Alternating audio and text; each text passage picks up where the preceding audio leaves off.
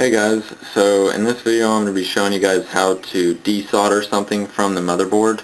And I got this little nice rig here that I've made to hold the camera up above the board. I will be turning you sideways so you can see, but you might just want to get used to that.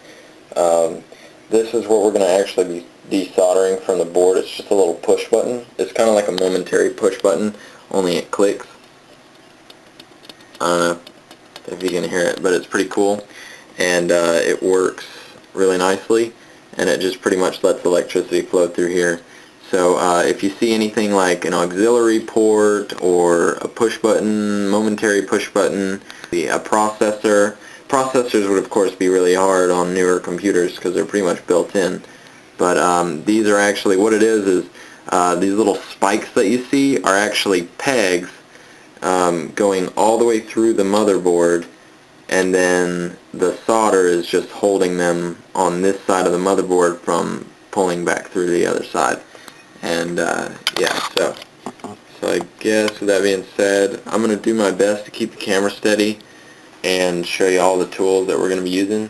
Basically the only thing we're going to be using is a soldering iron, and if I can find my little stick, I had like a little pointy stick, so we're going to be using this thing, which is going to get hot really fast for me.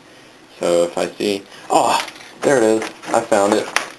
It was like on the back of my table anyways. Here's the pointy stick, so it's just like a really long piece of wood. But anyways, as we heat this up, we're going to be using our pointy stick to kind of like scrape off the wet solder as it heats up.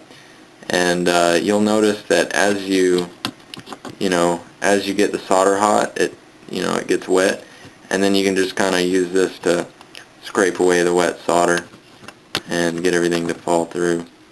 And don't really worry about burning the motherboard because it's kind of made of heat-resistant plastic, so you shouldn't have to worry about that too much. And since the other side of this is going to be hot as balls, we're going to use pliers. But normally, if I had patience, I would just let it cool first. And then once it's cool, then you can just use your hands to pull it out. But, seeing as I don't want to wait, I'm just going to pull it out. So where are my pliers? Let's see. Use these. They're wire cutters, but I'm not going to be squeezing hard enough to actually cut it. So I'm pretty sure that'll be fine. And let's see. So this is probably going to tip over the camera. Nope. Alright, and I got two of the feet out now. I guess I'm calling them feet now. There we go. Here come the other two. So now, as you can see, I've pulled it out, and there's little prongs there. There's 4 prongs. I don't know if you can see them. But the 4 prongs were what were poking through the motherboard, and they poke through those little 4 corresponding holes. Basically, it sat in there like this. Actually, it sat in there exactly like this, only upside down.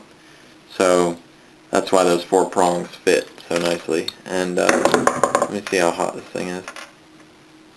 Alright, it's not too hot. So and there's our little button and the little positive and negative ports on there. You can't really see them, but anyways, that is how you desolder something from the motherboard. I hope you guys enjoyed that, and I'll see you next time.